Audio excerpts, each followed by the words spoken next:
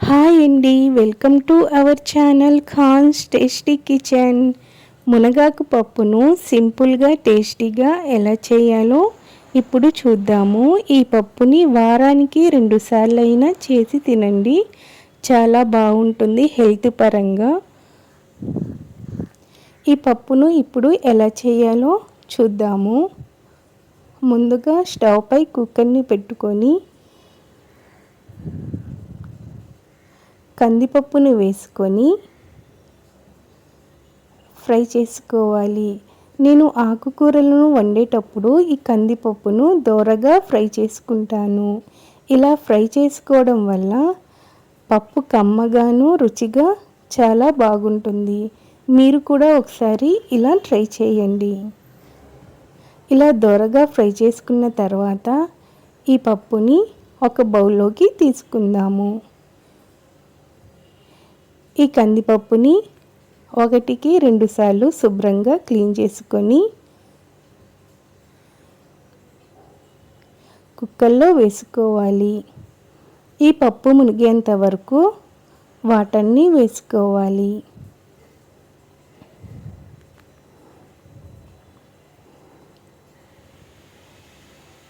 టమాటా ముక్కలను, పచ్చిమిర్చి ముక్కలు, పసుపు, కారాన్ని వేసి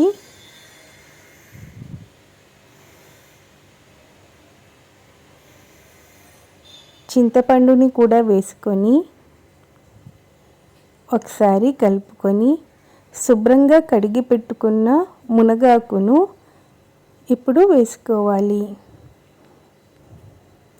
ఈ మునగాకులో పసరు స్మెల్ ఉంటుంది కాబట్టి మూతని పెట్టుకోకుండానే ఒక 5 నిమిషాల వరకు ఉడికించుకోవాలి.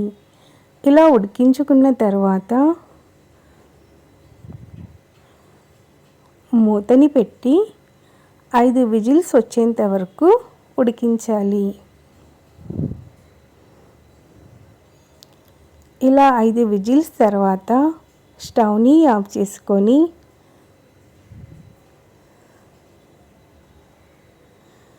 ప్రెషర్ మొత్తం పోయిన తర్వాత మూతని తీసుకోవాలి. ఇప్పుడు ఈ పప్పును మెత్తగా మెదుపుకుందాము. ఈ పప్పులోకి రుచికి తగినంత సాల్ట్ని వేసి ఇలా మెత్తగా మెదుపుకోవాలి.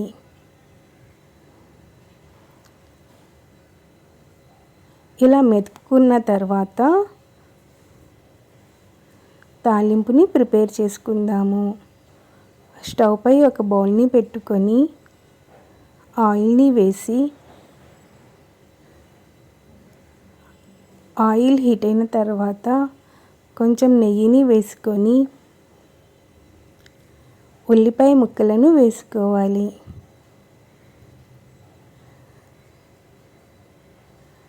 సారీ అండి, తాలింపు వేసే క్లిప్ అయితే మిస్ అయిపోయింది. పోపు దినుసులు, కరివేపాకు, కొంచెం వెల్లుల్లిని దంచుకొని వేసుకోవాలి.